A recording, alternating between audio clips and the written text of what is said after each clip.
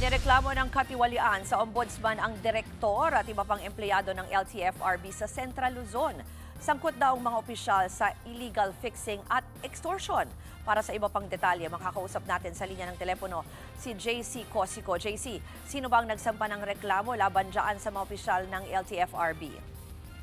Rules, mga transport group at transport network company na nakabase po sa Central Luzon ang naghain po ng administrative and criminal complaints dito sa Office of the Ombudsman.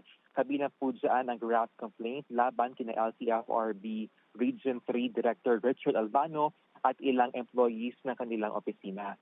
Dahil daw po yan sa paglabag umano ni Albano sa LTFRB Board Resolution number 321 na nagbukas po ng additional 650 TNVS slots sa Central Luzon. Ang nangyari, 250 TNVS slots lamang umano ang ni-release ni Albano na limited lamang sa Pampanga. Nagkaroon din daw ng 50 TNVS slots sa Bulacan at Tarlac na hindi naman daw approved ng board. Hindi rin daw nasunod ang TNVS application process kung saan mga TNCs daw ang tatanggap ng mga applicants saka i-refer sa LTFRB. Narito po ang pahayag ng mga complainant. Yung slots, kinuha nila at isinusubo sa hail. Dapat ang nag-a-apply TNC muna at yung TNC ang magsasubmit ng application sa LTFRB. Sa Region 3, baliktad.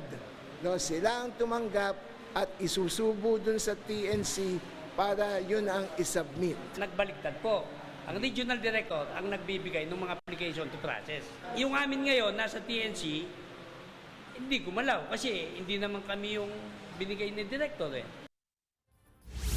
Dagdag pa ng mga complainants, sangkot din umano ang ilang tauhan ng LTFRB Region 3 sa illegal fixing at extortion dahil sa paniningil umano ng at least 150,000 pesos per TNVS slot sa palit ng processing. Affected daw tuloy ang mga gusto lang makipaghanap buhay. Narito po muli ang kanilang pahayag. Kumbaga parang nag-liaison officer sila, no, sa pagtanggap ng mga application ng TNVS to the detriment of those who are legitimate TNVS applicants. Kasi may mga naglabas po ng unit na hindi naman nakakapagmasada for more than a year. Nagulog po kami ng unit para lang makapag-apply pero wala na po slot at wala naman po kami pambayad na ganong kalaki ng alaga. Hindi po kami nakakapag-apply ng kusa. Kung hindi galing sa kanila, walang kwenta po yung application.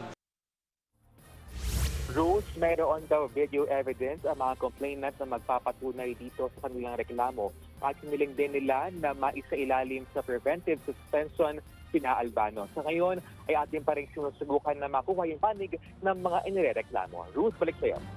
Yan po ang Express Report ni JC Cosico.